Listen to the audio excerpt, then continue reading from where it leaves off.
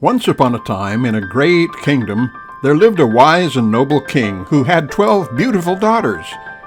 These princesses lived together in a grand chamber, their beds lined up in a neat row, and every evening the king himself would lock their door to keep them safe. Yet every morning, to his bewilderment, the princesses' shoes were found completely worn through, as if they had danced all night long. No one could explain this mystery. The princesses themselves, when questioned, only smiled and refused to reveal where they had gone or what they had done. The king was troubled, for he feared some magic or mischief was at work. At last he issued a proclamation.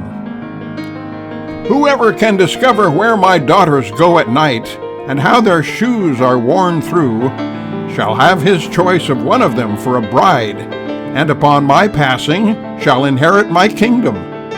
However, if he tries and fails after 3 nights, he shall forfeit his life."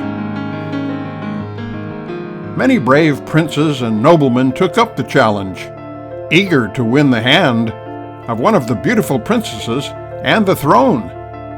But one by one they failed.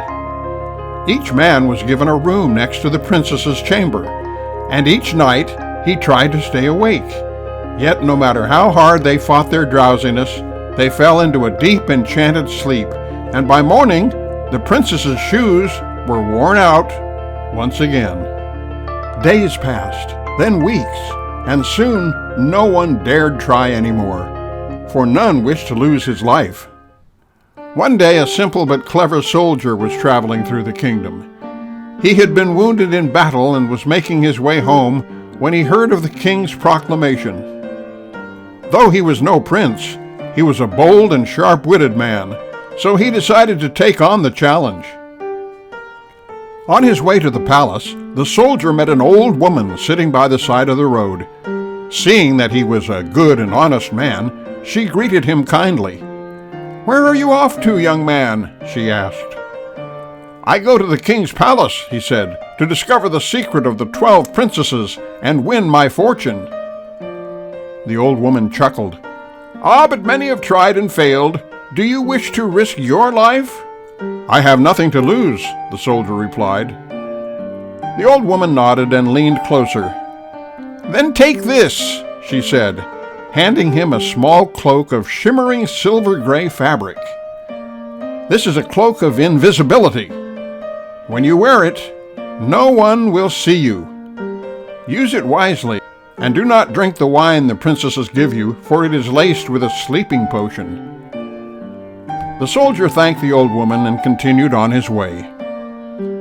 At the palace, the king welcomed the soldier and gave him a room beside the princess's chamber. That evening, the eldest princess herself brought him a goblet of wine. "Drink and sleep well," she said, with a charming smile. The soldier pretended to drink, but secretly let the liquid trickle down into a sponge he had tucked into his coat. Then he lay down and feigned sleep. Soon the princesses, believing him to be in a deep slumber, began to prepare for their mysterious journey. The soldier, hidden beneath the invisibility cloak, watched as the eldest princess clapped her hands. At once, the floorboards beneath their beds silently slid open, revealing a hidden staircase leading down into darkness. One by one, the princesses descended, their gowns shimmering in the dim torchlight. The soldier followed closely behind, careful to keep quiet. At the bottom of the staircase, the soldier found himself in a magical grove, where the trees shimmered like silver under a glowing moon. The leaves glistened like tiny stars, and the air smelled of sweet flowers. The princesses broke off silver branches as they passed, laughing softly. The soldier took a branch as well, though it cracked loudly in his hand. The youngest princess turned back and shivered. "Something is wrong," she whispered. "Did you hear that noise?" "Nonsense," said the eldest. "It was only the trees rustling." They continued on until they reached a second grove, where the trees shimmered with gold, their leaves glittering like fire. The princesses gathered golden branches, and the soldier quietly took one as well. Again, the youngest princess hesitated, sensing something amiss. Through a third grove they passed, this one of dazzling diamonds, and finally they reached the shore of a great underground lake.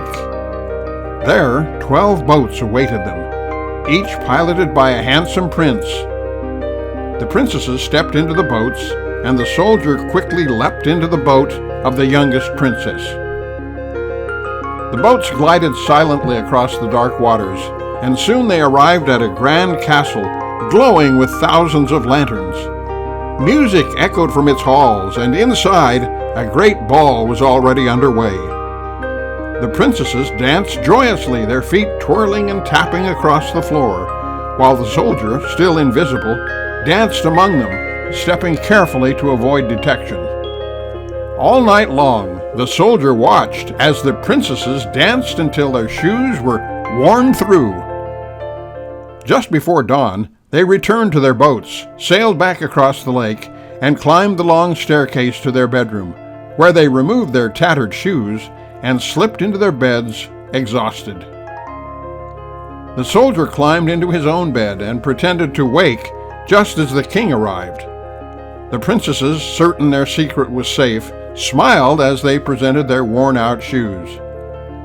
For 2 more nights the soldier followed them and gathered more proof: a golden goblet from the enchanted castle, and leaves from each grove. On the 3rd morning, the king summoned him. "Well, my lad," the king said, "have you discovered my daughter's secret?" "I have, your majesty," the soldier said boldly. Then he described everything: the hidden staircase, the enchanted groves, the boats, the castle, and the endless night of dancing.